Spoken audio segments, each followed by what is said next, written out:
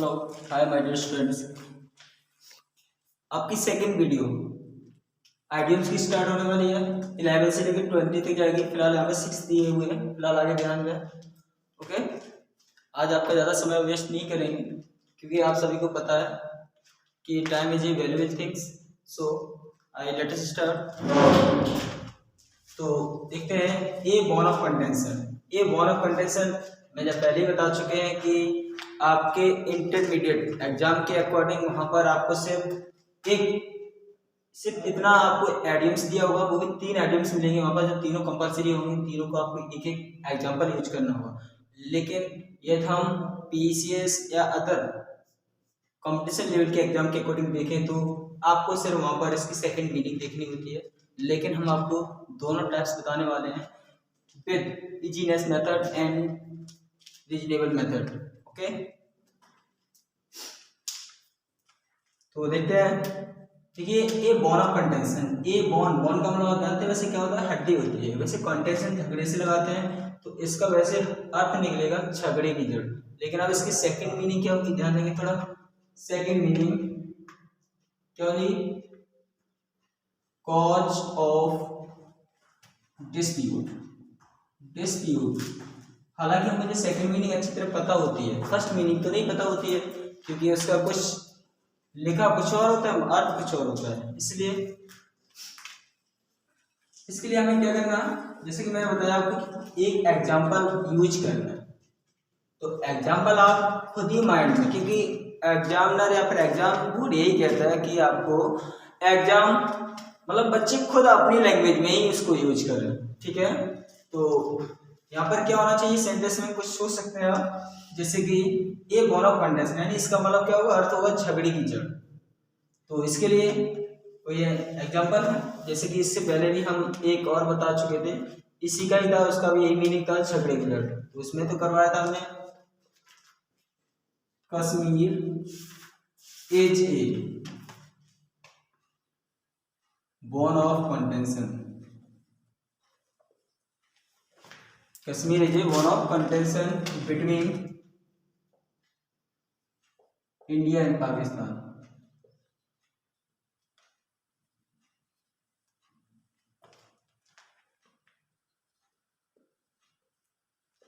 Okay, तो क्या होगा, Kashmir is a bone of contention between India and Pakistan. Kashmir Bharat और पाकिस्तान के बीच क्या है, झगड़े की जड़। ओके, नेक्स्ट देखेंगे a dark horse. A dark horse का मतलब जानते हैं, ए मान एक डार्क मीन्स काला होता है, या अंधेरा, हॉर्स मीन्स घोड़ा। लेकिन इसका मतलब क्या होगा, अंधेरे में क्या होती है, कोई चीज छुप जाती है ना, तो इसको कैसे समझेंगे, छुपना मतलब कोई चीज कैसी हो जाए ना, यानी किसी व्यक्ति को हम ले सकते हैं, जैसे आपका कोई मित्र है, वो वैसे देखने में कुछ और लगता है और होता कुछ और है, तो हम उसे क्या कहते हैं, छुपा रुस्तम। तो इसका मतलब क्या हो जाएगा, ये डार्क हॉर्स का मतलब हो जाएगा छुपा रुस्तम। क्या होता है, छुपा रुस्तम मतलब an extra ordinary man. An extra ordinary man, इसे कहते हैं छुपा रुस्तम। क्या कहेंगे, छुपा रुस्तम। तो एग्जांपल आपको क्रिएट करना है, यहाँ पर माइंड में होगा आपका, आपके मित्र आसपास बने रहते हैं, उनको ले सकते हैं। इससे कर लें यहाँ पर, my friend is a weak. My friend is weak in English. मेरा मित्र अंग्रेजी में कमजोर है, but he got good marks. लेकिन उसने अच्छे नंबर प्राप्त किए। सो मैंने इस देखो क्या हो जाएगा, सो मैंने इसलिए देखो, he is a dark horse, इसलिए वह एक छुपा रुस्तम है। देखिए, ए हुई एंड क्राई। ए हुई एंड क्राई का मतलब होता है बहुत ज्यादा शोर शराबा होना, पूरा हाल मचना। तो क्या है, ग्रेट नॉइज। इसकी सेकंड मीनिंग होती है ग्रेट नॉइज। तो कोलाहल नहीं, बहुत ज्यादा शोर शराबा होना। तो यहाँ पे एग्जाम्पल आपको यूज करना है, बहुत सारे आपके पास एग्जाम्पल होंगे, बस होता है कि आपके पास थिंकिंग नहीं होती, बस तो थिंकिंग ही आपके माइंड में डाउनलोड करना चाहते हैं। और मेरा ये है कि अच्छे से अच्छे आप नंबर प्राप्त कर सकें। तो ध्यान है, ए हुई एंड क्राई, इसकी सेकंड मीनिंग आपको बता चुके हैं, ग्रेट नॉइज। देखिए, तो द टीचर वाज एब्सेंट,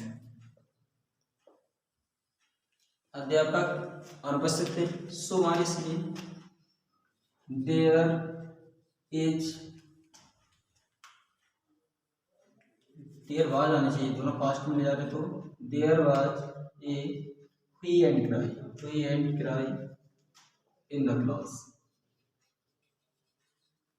तो यहाँ पर क्या देखिए, अध्यापक अनुपस्थित थे, इसलिए क्लास में बहुत ज्यादा कोलाहल था, बहुत ज्यादा शोर शराबा था। ठीक है, नेक्स्ट क्या है, bread and butter. Bread and butter आप जानते हैं क्या होता है, ब्रेड माने रोटी होती है, बटर माने मक्खन होता है, लेकिन अब इसकी सेकंड मीनिंग आप क्या लाएंगे, देखिए इससे जल्दी कह रहे हैं दाल रोटी। दाल रोटी मतलब जीवन पाज का, रोजी रोटी जिसे कह सकते हैं लिवलीहुड। सेकंड मीनिंग आपकी लिवलीहुड, लिवलीहुड मतलब जीविका। अब जीविका के लिए आपको एग्जाम्पल बनाना पड़ेगा, आपको कोई है आपके माइंड में, तो हम बना देते हैं आपका ड्यू टू कोविड-19। देखिए कोविड-19 के कारण, ठीक है, it is impossible to earn bread and butter. कोविड-19 के अनुसार जीविका कमाना बहुत असंभव है। नेक्स्ट क्या है, by dint of. By dint of देखिए क्या हो जाएगा, कुछ भी यूज करिए mind,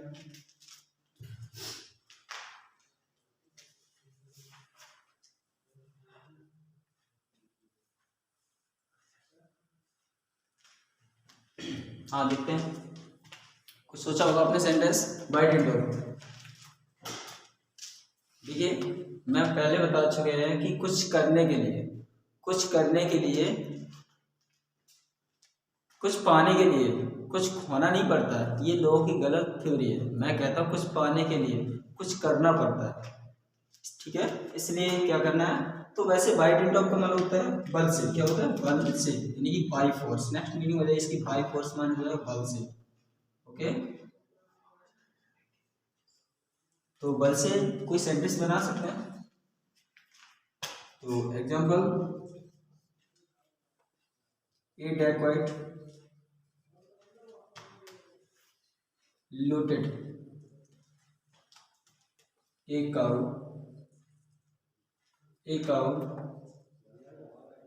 from the farmer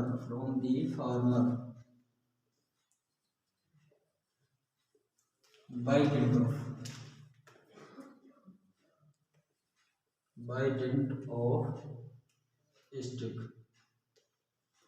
okay, क्या हो जाएगा, एक डाकू ने किसान से, किसके बल से, लाठी के बल से क्या किया, एक गाय लूट ली। नेक्स्ट देखते हैं, a dog in the manger. A dog in the manger का मतलब होता है सेल्फिश पर्सन।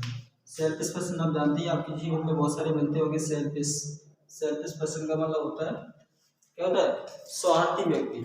तो आप ये एग्जाम्पल तो आपके सामने बहुत ज्यादा होता है, क्योंकि आपके मित्र कई ऐसे होते होंगे जो आपको आपके अपने स्वार्थ के लिए आपके पीछे लगे रहते हैं, लेकिन जब वो स्वार्थ का काम पूरा होने के बाद आपको छोड़ के चले जाते हैं। तो कर सकते हैं, एग्जाम्पल बना दीजिए।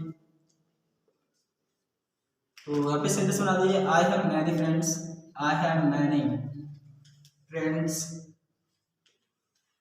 क्या, मेरे पास अनेक मित्र हैं, but they are not a dog in the मैंगर। अनेक मित्र हैं लेकिन वे कोई भी स्वार्थी नहीं है। वैसे स्वार्थी होते हैं लेकिन मेरे यहाँ पे कोई मित्र नहीं है। ओके, देखिए आपके वहां पर सूर्य तो हुए थे, आगे ध्यान दो थोड़ा। मतलब बाई एंड बाई, इसका मतलब ग्रेजुअली मतलब धीरे धीरे। बाई एंड बाई अक्सर हम देखते रहते हैं कि बाई एंड बाई हमारे सामने सब तो होता है लेकिन अर्थ नहीं पता होता है। लेकिन इसकी सेकंड मीनिंग क्या होगी, क्या होती है, ग्रेजुअली का मतलब होता है धीरे धीरे। याद रखना क्या होता है, धीरे धीरे। तो इसके लिए सेंटेंस बनाना पड़ेगा, क्या होना चाहिए, बोलो। तो यहाँ पे एग्जाम्पल बना रहे हैं हम, India is growing by and by, तो यहाँ पे क्या, भारत धीरे धीरे उन्नति कर रहा है या बढ़ रहा है।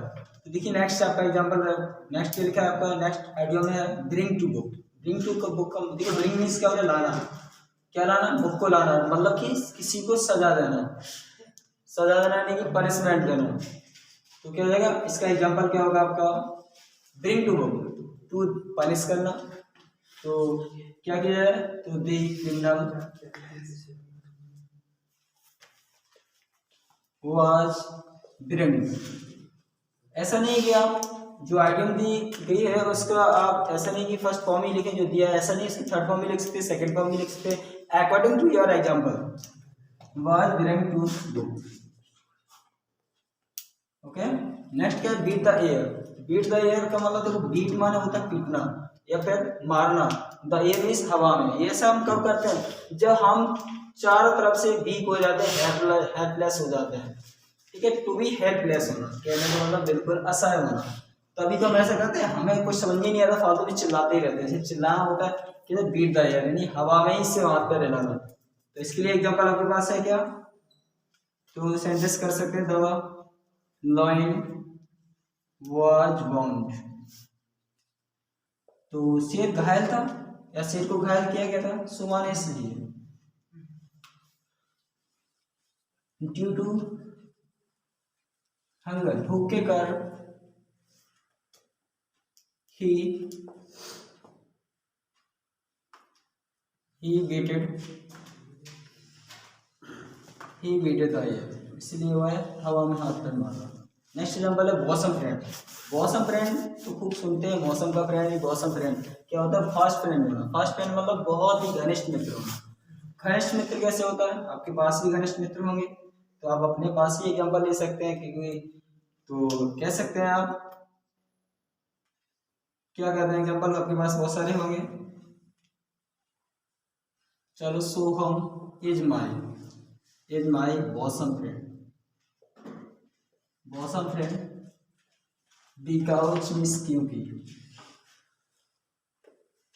ही वन है help, he helped me in every difficulty, क्योंकि वह मेरी प्रत्येक समस्या में, कठिनाई में क्या करता है, मदद करता है। ओके, आपके यहाँ पर 20 हो गए हैं कंप्लीट, 2 वीडियो आपकी कंप्लीट हो चुकी हैं। आपकी 21 से लेके 20 यानी 30 तक आपको नेक्स्ट वीडियो मिलेगी। कोशिश करें, आप अच्छी तरह सीख रहे होंगे। ओके।